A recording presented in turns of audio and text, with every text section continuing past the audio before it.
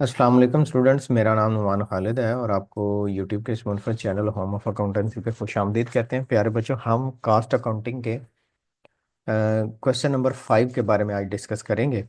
इससे पहले कि हम लोग इस डिस्कशन का आगाज़ करें, जो व्यूअर्स चैनल पर नए हैं उनसे गुजारिश है कि आप चैनल को ज़रूर सब्सक्राइब करें, नोटिफिकेशन का साइन प्रेस करें ताकि आपको आने वाले हर नए लेक्चर के बारे में बर वक्त इतला मौसूल हो सके। प्यारे बच्चों, ये क्वेश्चन नंबर 9 है। ये क्वेश्चन नंबर 8 से ही रिजेम्बलेंस का है और 8 में जैसा कि आपने देखा है कि हम एक से ज़्यादा इन्वेंट्री को डील करते हैं। फ्यूल एंड फैक्ट्री पार्ट्स की थी, तो आज भी हमारे पास जो प्रैक्टिस में आएगा वो एक से ज़्यादा इन्वेंट्री आएगी कि कैसे हम लोग लूज टूल को और फैक्ट्री सप्लाईज को जो है वो डील करते हैं। ये देखिएगा, following are the data relating to the operation of Al Kabir industry during a particular accounting year. अच्छा जी, ये इन्वेंट्री था, इन्वेंट्री ओपनिंग भी है और इन्वेंट्री एंडिंग भी है। अच्छा, फिनिश गुड्स है, ये रूटीन की इन्वेंट्री है, वर्क इन प्रोसेस रूटीन की, रॉ मटेरियल रूटीन का, but loose tool and factory office supplies ये रूटीन के मैटर नहीं है। ये हमारे पास नई चीज़ है और जो नई चीज़ है ये क्योंकि फैक्ट्री से मुतल्लिक है, लूज टूल भी फैक्ट्री में पड़े होते हैं और factory supplies it self factory का एलिमेंट है, तो इसको हम ओवरहेड में डील करेंगे। सो इसका मतलब है आज के क्वेश्चन में भी हम 3 कॉलम बनाने जा रहे हैं जिसमें हम लोग ओवरहेड को इनर कॉलम में डील करेंगे और उससे मुतल्लिका डेटा को एडजस्ट करेंगे। अच्छा जी, purchase of for the year है, मटेरियल का परचेज है, लूज टूल का परचेज है, फैक्ट्री सप्लाईज का परचेज है, अदर डेटा है। अच्छा, इसमें जो मटेरियल का परचेज है ये तो रॉ मटेरियल में चला जाएगा, लूज टूल का परचेज लूज टूल के साथ चला जाएगा, फैक्ट्री ऑफ सप्लाईज का जो है वो फैक्ट्री सप्लाईज के साथ चला जाएगा। अदर डेटा में हमारे पास डायरेक्ट लेबर है, इसकी इंडिपेंडेंट एंटिटी है और इनडायरेक्ट डायरेक्ट लेबर के तौर पर आएगा। इनडायरेक्ट लेबर ओवरहेड है, फैक्ट्री ऑफिस सैलरीज ओवरहेड है, इलेक्ट्रिसिटी बिल ऑफ फैक्ट्री ये भी ओवरहेड है क्योंकि फैक्ट्री का एक्सपेंडिचर है और फैक्ट्री का कोई भी एक्सपेंस है या तो वो डायरेक्ट मटेरियल होगा या डायरेक्ट लेबर होगा या फिर ओवरहेड होगा। अच्छा जी, रेंट ऑफ फैक्ट्री बिल्डिंग ये भी आपके पास ओवरहेड है। डेप्रिसिएशन ऑफ प्लांट, ये जी प्लांट से मुतल्लिका डेप्रिसिएशन है और जो डेप्रिसिएशन ऑफ प्लांट है ये भी आपके पास ओवरहेड है। अच्छा जी, आगे वो क्या कहता है? आगे वो कहता है जी हमारे पास कैरेज इनवर्ड है। ये जो कैरेज इनवर्ड है ना बेटा जी, ये परचेज के साथ लिंक किया जाएगा। इसका तल्लक रॉ मटेरियल परचेज के साथ होगा, चीजें खरीदते हुए। अगर कैरेज आउट होता तो हम उसको इनकम समरी का पार्ट कंसीडर करते। इंटरेस्ट ऑन लोन ये इग्नोर किया जाएगा क्योंकि इनकम समरी का पार्ट है। एडवर्टाइजमेंट एक्सपेंडिचर ये भी इनकम समरी का पार्ट है, सो हम यहाँ पे उसको डिस्कस नहीं करेंगे। क्यों? क्योंकि हमारी एक ही रिक्वायरमेंट है, वो है कास्ट ऑफ गुड सोल्ड, और कास्ट ऑफ गुड सोल्ड में हम ये वाला मैटर डिस्कस नहीं करते। अच्छा जी बच्चों, हम इसके सोल्यूशन की बात कर लेते हैं। जब आप इसका सोल्यूशन करें तो आप यहाँ पर लिख लें जी सोल्यूशन टू क्वेश्चन नंबर या प्रॉब्लम नंबर 5-9 मैंने लिखा है, लेकिन आपके पास जो एनुअल पेपर में होगा ना बेटा जी, आपने वो लिखना है। आपने इस तरह से मेरी तरह का स्केच या काम नहीं करना क्योंकि मैं तो एक टीचर हूँ। तो टीचर होने के नाते इसको हम उस आंसर के तौर पर कंसिडर करते हैं जो बुक में है, लेकिन आपने जब एनुअल पेपर में होना है ना, तो जो क्वेश्चन पेपर का नंबर है ना, आपने वो ग्रांट करना है, इसलिए आपने इसको इस तरह से कंसिडर नहीं करना। अच्छा जी बच्चों, अब हम बात करते हैं, जब हम क्वेश्चन सॉल्व करेंगे तो सबसे पहला काम होगा कि आप क्वेश्चन को लेबल करते हैं, कि आप बताते हैं कि आप कौन सी स्टेटमेंट बनाने लगे हैं। तो उसके लिए कंपनी का नाम आप सबसे पहले लिखें, जैसा कि यहाँ पे है अल कबीर इंडस्ट्री। देन आप यहाँ पे लिख दीजिएगा जी cost of goods sold, cost of goods sold statement. हम cost of goods sold statement बना रहे हैं फॉर दी ईयर एंडिंग। जो कोई ईयर एंडिंग हो सकता है, लेकिन यहाँ पे उसने मेंशन नहीं किया। ये काम आपने मार्कर से करना है और फॉर्मेट के सेंटर में करना है। अब बाकी की बारी आ जाती है डेटा प्रेजेंट करने की, डेटा को यूटिलाइज करने की। अच्छा, सबसे पहला काम आपने रॉ मटेरियल से शुरू करना होता है। आपने लिखना है जी ओपनिंग रॉ मटेरियल, जो इसकी ओपनिंग इन्वेंट्री है, add purchase of raw material. प्यारे बच्चों, ओपनिंग रॉ मटेरियल कितने से है? 7,500 से।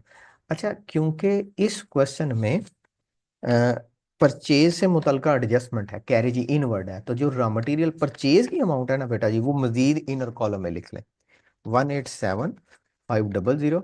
इसमें आप परचेज ऐड कर दीजिएगा जो कैरेज इनवर्ड है, तो जो अमाउंट आएगी ना उसको आपने आउटर कॉलम में लेके जाना है। ठीक है जी, आपके पास जो अमाउंट आ रही है वो 198,000 आ रही है। इसको आपने यहाँ पे लिख देना है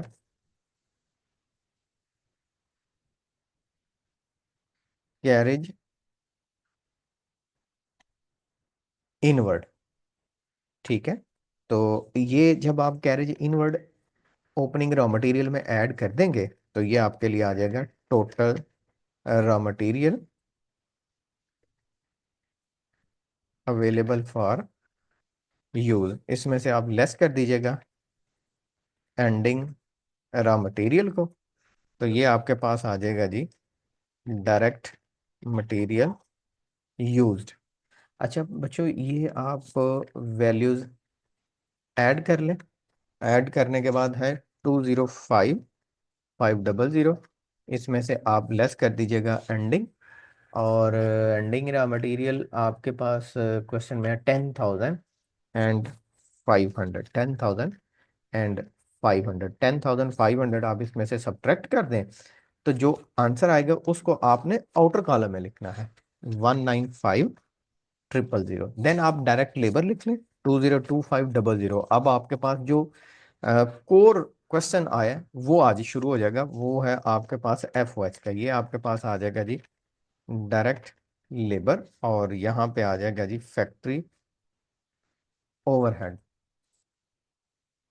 अच्छा जी, फैक्ट्री ओवरहेड में आपके पास बहुत सारे पॉइंट थे, लेकिन आपने सबसे पहले इन्वेंट्रीज को डील करना है, और इन्वेंट्री में से आप लूज टूल की इन्वेंट्री को लिख लें। ठीक है, सबसे पहले आप लिखें ओपनिंग लूज टूल। इसमें आप ऐड कर दें परचेज ऑफ लूज टूल्स। आप इन दोनों को ऐड करोगे तो टोटल अवेलेबल फॉर यूज आ जाएगा, और लेस कर देंगे आप एंडिंग लूज टूल्स को, तो आपके पास जो वैल्यू आएगी उसको आप आउटर कॉलम में लिखेंगे। अच्छा, ओपनिंग लूज टूल आपके पास कितने से है? वो है 3,000 से। अच्छा जी, जो परचेज है वो कितने से है? 7,500 से। दोनों को आप ऐड कर देंगे तो 10,500 से। आप माइनस कर देंगे तो 2,250। अच्छा जी बच्चे, यहाँ से हम इसको अरेज कर लेते हैं और इसकी ये मार्किंग अच्छी सी कर लेते हैं। अब इसका आंसर आपने इस कॉलम में ले जाना है। इसका आंसर आपके पास कितना है जी? 8,250। हमारे पास फैक्ट्री ओवरहेड में जैसे ये लूज टूल से मुतलका पॉइंट है, इसी तरह हमारे पास फैक्ट्री सप्लाई से मुतलका भी आएगा, जिसको हम लिख देंगे जी ओपनिंग फैक्ट्री सप्लाईज। अब ये जो ओपनिंग फैक्ट्री सप्लाईज है ना, इसको बेटा जी आपने परचेज ऑफ लूज टूल या परचेज ऑफ फैक्ट्री सप्लाईज के तौर पर भी लिखें। अवेलेबल फॉर यूज में आप purchase total available for use ही बल्कि इसको लिख दें, एंड एंडिंग फैक्ट्री सप्लाईज, जैसे हमने यहाँ पे ये अमाउंट्स लिखी थी सेम इसी तरह अब आपने अगेन इन अमाउंट्स को जो है वो लिख देना है, बट यहाँ पे जो फैक्ट्री सप्लाईज की अमाउंट्स हैं हमने उनको लिखना है। अच्छा, हमारे पास जो ओपनिंग फैक्ट्री सप्लाईज है वो 750 से है, 750। और जो इसमें परचेज है वो 12,000 से है। अगर आप दोनों को ऐड कर देते हैं तो 1,2,750 आ जाएगा। इसमें से आप एंडिंग लेस कर दें 1,500, तो ये आपके पास आ जाएगा जी जो इस पोर्शन से मुतलका है 11,250। अच्छा जी बच्चे, अब हम बात करते हैं अपने पास जब दो इन्वेंटरीज को डिस्कस कर चुके हो, हमारे पास कुछ और डेटा भी था। इनडायरेक्ट लेबर भी ओवरहेड का पार्ट है, फैक्ट्री सैलरीज भी, इलेक्ट्रिसिटी भी, रेंट भी, डेप्रिसिएशन ऑफ प्लांट भी। इन सब को आप इसी कॉलम में लिखेंगे, और इनकी अमाउंट को सेकंड कॉलम में आप प्लेस करते जाएंगे। जो इनडायरेक्ट लेबर है वो आपके पास है जी 6,000, देन 12,000, देन 4,500, देन 36,000, देन 9,000। अच्छा बच्चे, अब आपने ये जो सेकंड कॉलम में जितनी भी वैल्यूज आई हैं इंक्लूडिंग दो के जो आपने ये दो पॉइंट एडजस्ट किए हैं, इनका आपने टोटल कर लेना है। टोटल करके आपने इसको आउटर कॉलम में परचेज कर देना है, तो ये आपके पास फैक्ट्री ओवरहेड की या एफ की एग्रीगेटेड वैल्यू आ जाएगी 1,25,000, 27,500। इन तीनों को आप ऐड कर दें, ऐड कर देंगे तो ये आपके पास आ जाएगा जी total current manufacturing cost, total current manufacturing cost. प्यारे बच्चों, ये तीनों वैल्यूज को ऐड करने के बाद जो आपके पास अमाउंट आती है वो है 525,000, 525,000। इसमें आप ऐड कर दीजिएगा ओपनिंग वर्क इन प्रोसेस जो कि 18,000 से है, तो आपके पास ऐड करके अमाउंट आ जाएगी 5,43,000। लेस कर दीजिएगा आप एंडिंग वर्क इन प्रोसेस जो कि 21,000 से है जी। इसको हम एंडिंग के तौर पर लिख लेंगे, और इसको हम, बल्कि इसको हम करते हैं खत्म जी। अभी ज़रा मैं डेटा लिख लेता हूँ यहाँ पे। मैंने कहा था जी आप ऐड कर दीजिएगा, add opening work in process, तो ये आ जाएगा cost of goods available for manufacture. इसमें से आप लेस कर दीजिएगा एंडिंग वर्क इन प्रोसेस को, तो ये आपके पास आ जाएगा जी cost of goods manufacture. Add कर देंगे आप ओपनिंग फिनिश गुड्स को, तो ये आपके पास आ जाएगा cost of goods available for sale. Less कर देंगे आप रूटीन में एंडिंग फिनिश गुड्स को, तो आंसर आ जाएगा जी कास्ट ऑफ गुड्स सोल्ड। अच्छा यार, इसका डेटा हमने पुट नहीं था किया, वो भी पुट कर लेते हैं। ये आ जाएगा 5,22,000। ओपनिंग फिनिश गुड्स की अमाउंट देखते हैं जी।